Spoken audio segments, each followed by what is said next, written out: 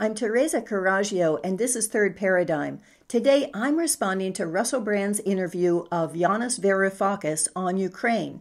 And I'm going to be saying that I think Yanis is naive in his solutions to Ukraine in 4 areas. 1 is that it was an unprovoked invasion. 2, that this is Putin's war and not Russia's. 3, that he is consistent in his stand with sovereignty, as he says. 4, the reasons why he in particular should know better based on the history of Greece. And then I'm going to end with a comment from a viewer that I think is worth repeating, whether we believe in it or not. Let's get started. This is a lot of material. Let's start with the most important question.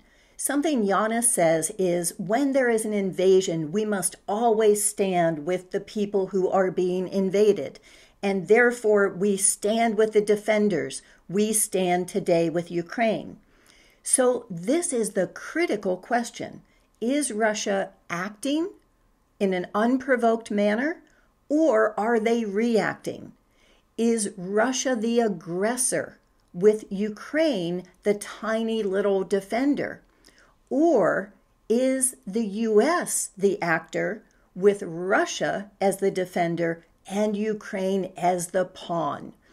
Something that Caitlin Johnstone quotes Zelensky on is saying, unfortunately, today there is a complete impression that it is time to give a funeral repast for something else.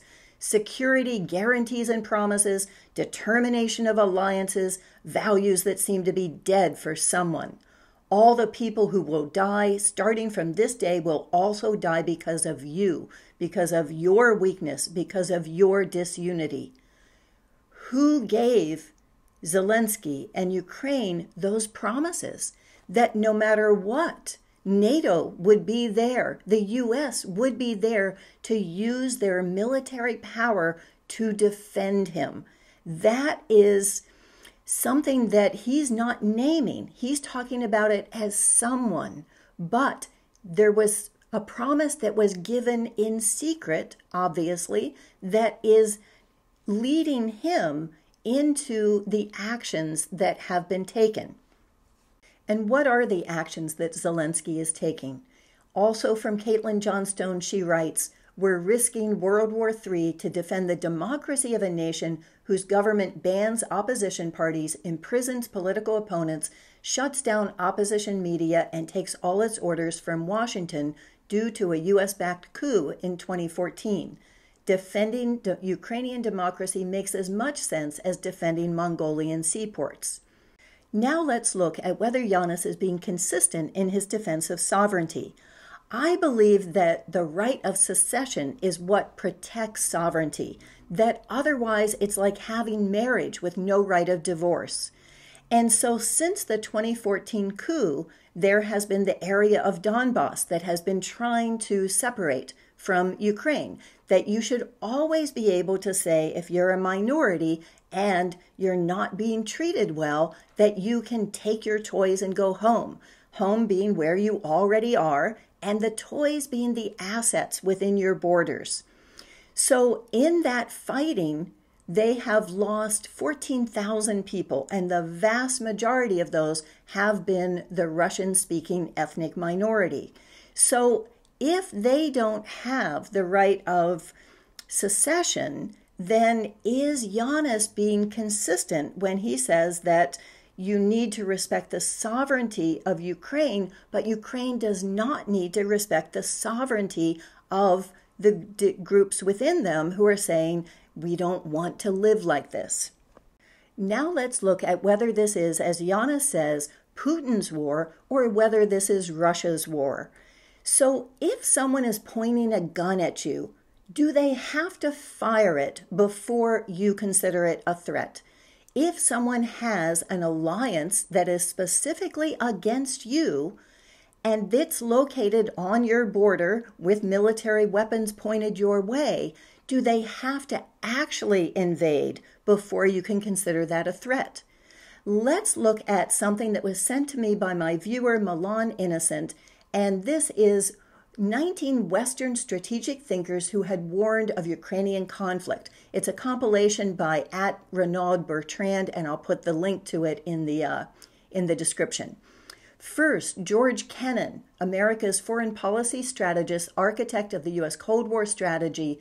In 1998, NATO expansion was a tragic mistake that ought to ultimately provoke a bad reaction from Russia.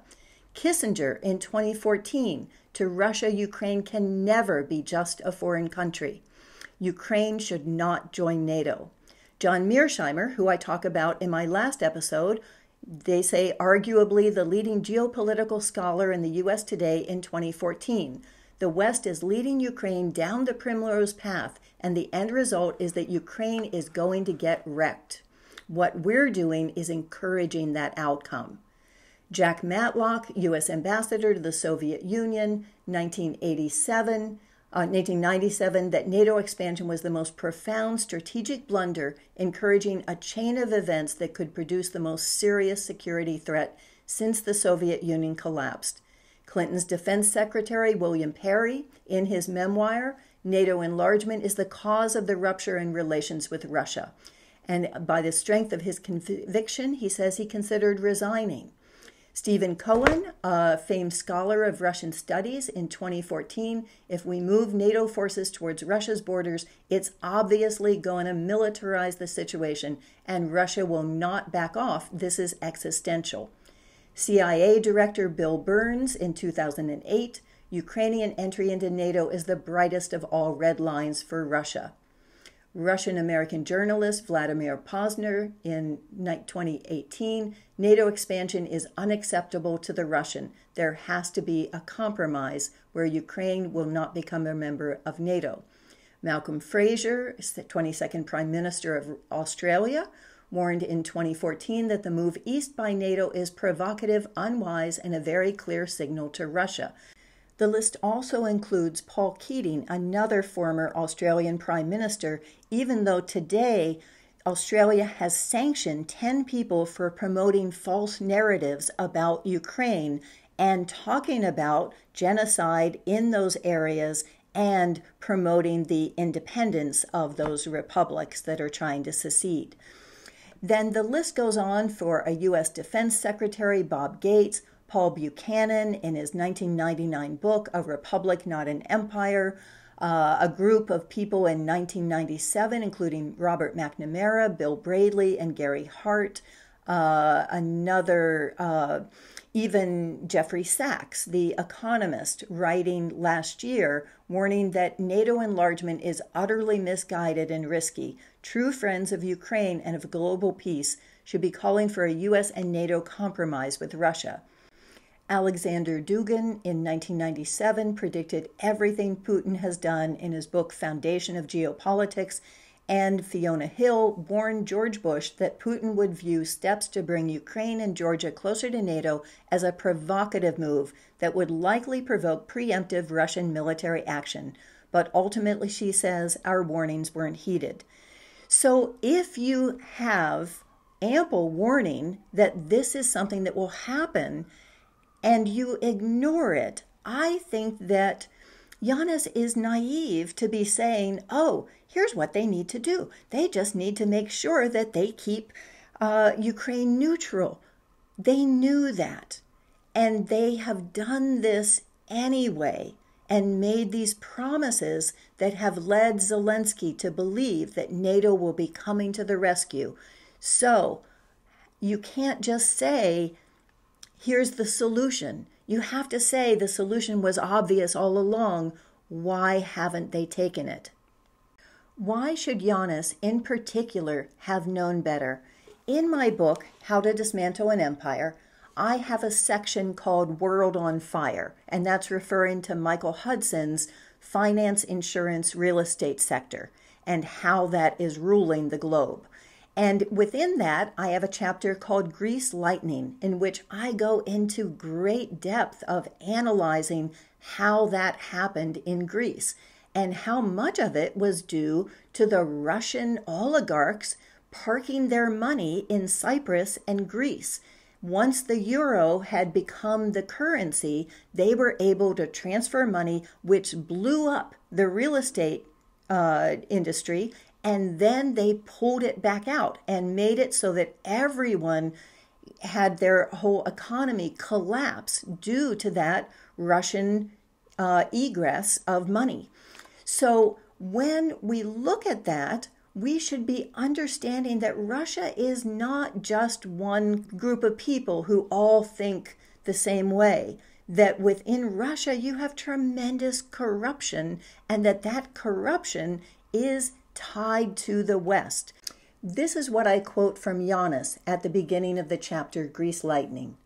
The problem with capitalism is not that it is unfair, but that it is irrational, as it habitually condemns whole generations to deprivation and unemployment, and even turns capitalists into angst-ridden automata, living in permanent fear that unless they commodify their fellow humans fully, so as to serve capital accumulation more efficiently, they will cease to be capitalists.